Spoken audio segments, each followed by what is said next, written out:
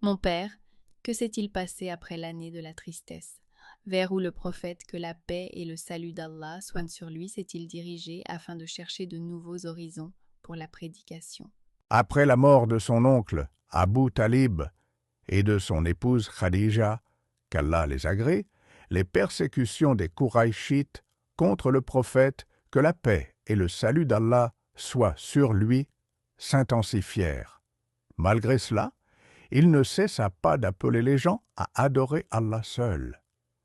Il se rendit donc à Taïf afin de solliciter le soutien et la protection des notables de Taqif, dans l'espoir qu'ils écouteraient son appel et l'aideraient à transmettre le message de son Seigneur. Il ne partit ni avec une armée, ni avec un grand nombre de compagnons. Il se rendit à Taïf, accompagné de Zayd ibn Haritha, qu'Allah l'agrée, appelant les gens à Allah et plaçant sa confiance en lui. Et que s'est-il passé là-bas? Les notables de Taquif ont-ils accueilli le prophète, que la paix et le salut d'Allah soient sur lui, avec respect, et accepté son appel? Hélas, il n'en fut pas ainsi, ma fille. Ils rejetèrent son appel et se moquèrent de lui. Ils incitèrent même leurs voyous et leurs enfants à le poursuivre et à le lapider. Ses pieds furent blessés et ensanglantés, comme le rapportent les récits de la Sira. Et il fut contraint de quitter Taïf, épuisé et profondément éprouvé. Quelle immense cruauté!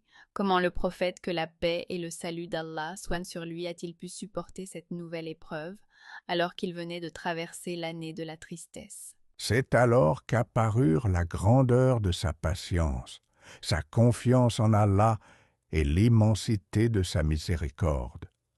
Malgré les sévices qu'il avait subis, il ne demanda pas la destruction du peuple de Taqif et ne chercha pas à se venger.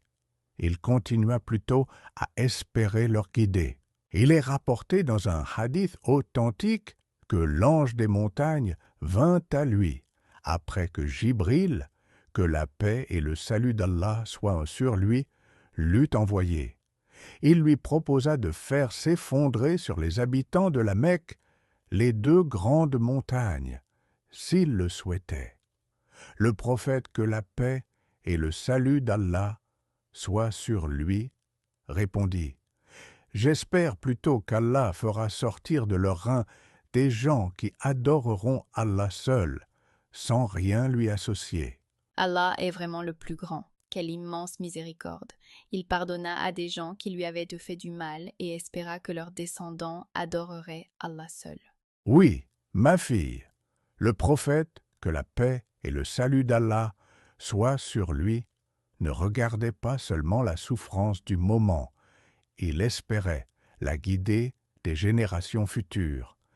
C'est l'un des plus beaux exemples de miséricorde et de patience dans sa vie, que la paix et le salut d'Allah soient sur lui.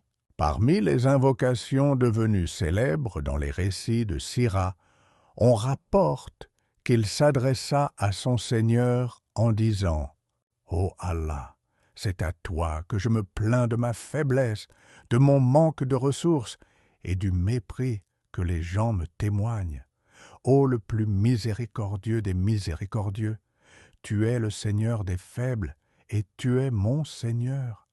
À qui me confies-tu donc? À un étranger qui m'accueillerait avec dureté, ou à un ennemi auquel tu aurais donné pouvoir sur moi? Si tu n'es pas en colère contre moi, alors je ne me soucie de rien. Cependant, ta protection est plus vaste pour moi. Je cherche refuge dans la lumière de ton visage, par laquelle les ténèbres se sont illuminées, et grâce à laquelle les affaires de ce monde et de l'au-delà se sont améliorées, contre le fait que ta colère descende sur moi, ou que ton mécontentement m'atteigne. Je continuerai à rechercher ta satisfaction jusqu'à ce que tu sois satisfait. Il n'y a de force ni de puissance qu'en toi. Allah a-t-il honoré son prophète, que la paix et le salut d'Allah soient sur lui après cette terrible épreuve? Oui, ma fille, lorsque certaines portes de la terre se ferment, les portes de la miséricorde d'Allah restent ouvertes. Sur le chemin du retour de Taïf, le prophète, que la paix et le salut d'Allah soient sur lui, passa par un endroit que les récits identifient comme la vallée de Nakhla. Il se mit à prier et à réciter le Coran. Un groupe de djinns écouta alors sa récitation. Ils l'écoutèrent attentivement, crurent au Coran, puis retournèrent auprès de leur peuple pour l'avertir. Allah mentionne cet événement dans la sourate Al-Ahqaf. وإذ صرفنا إليك نفرا من الجن يستمعون القرآن فلما حضروه قالوا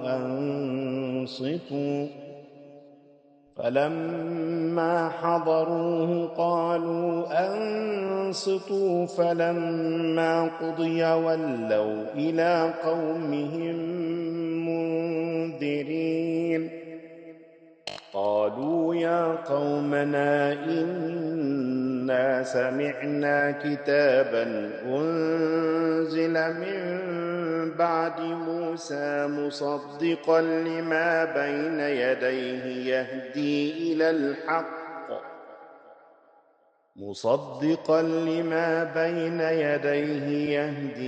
إلى الحق وإلى طريق مستقيم يا قومنا أجيبوا داعي الله وآمنوا به يغفر لكم من ذنوبكم ويجركم من عذاب أليم.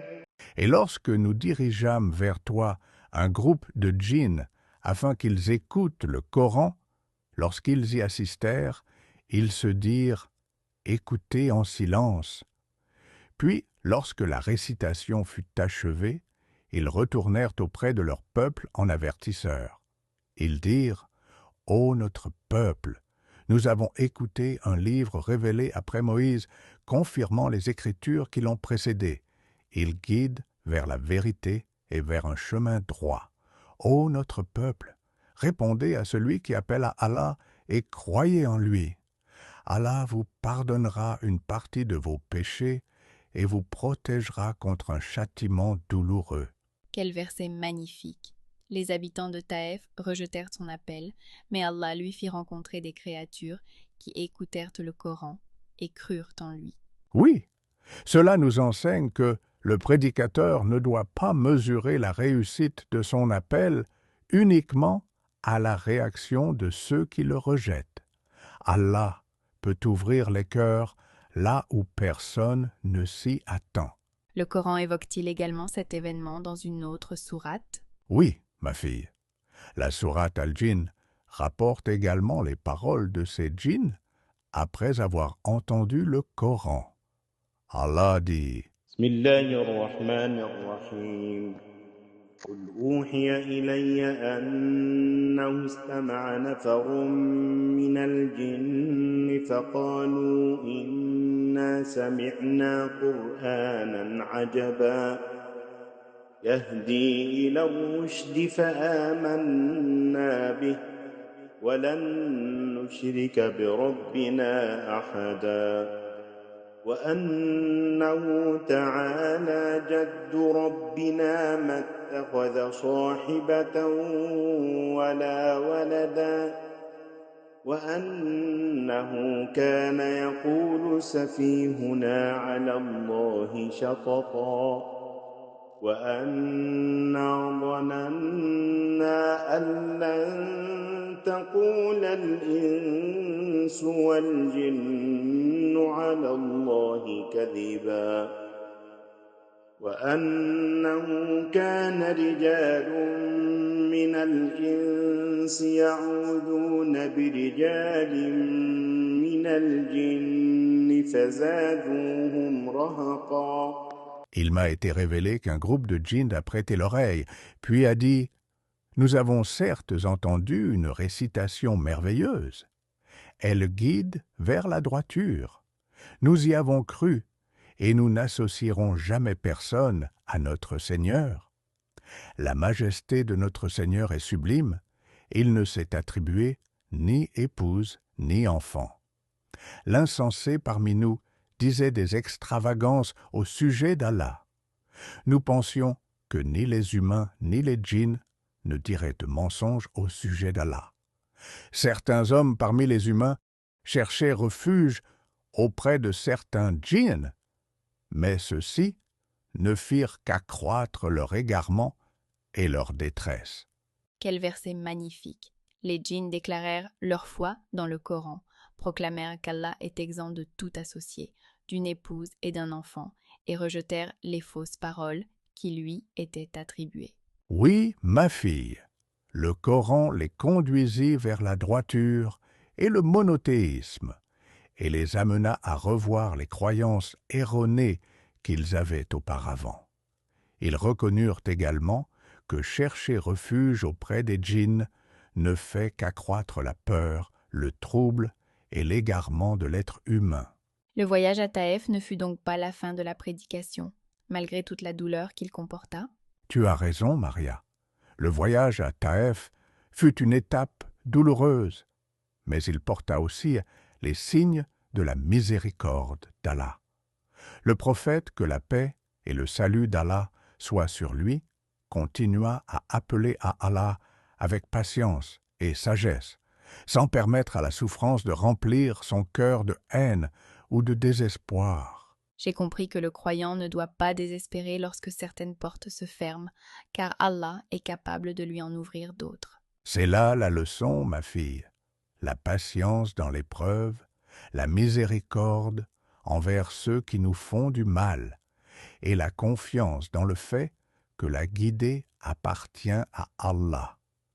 Une épreuve peut, par la permission d'Allah, devenir le début d'une immense ouverture.